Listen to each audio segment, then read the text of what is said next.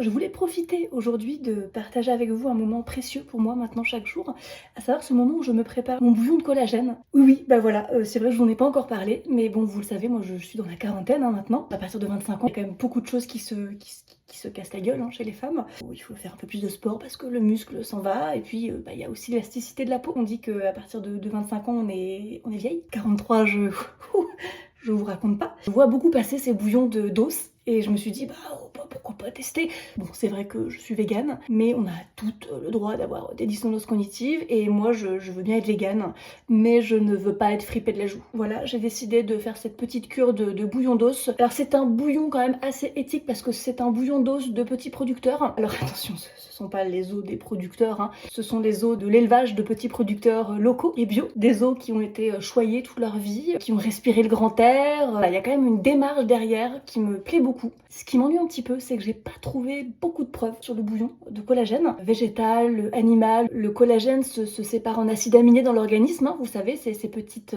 particules là comme ça qui composent les protéines. Donc en fait, c'est vrai qu'on pourrait aussi bien manger du bouillon de lentilles. Mais bon, passons, ça reste quand même du bouillon d'os de petits producteurs. C'est pas grave, on peut pas être aligné avec tout. Donc je dilue ça dans un verre chaque jour.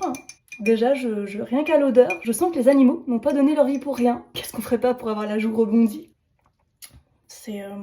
Bon, j'imagine que s'il y a des gens qui prennent ça tous les jours, c'est que probablement qu'on s'habitue, hein. C'est un peu comme les cures de vinaigre de cidre, voilà, hein, qui défoncent les mailles. Mais en même temps, il paraît que voilà, ça fait baisser la glycémie, qui baisse toute seule, hein, ceci étant dit après les repas.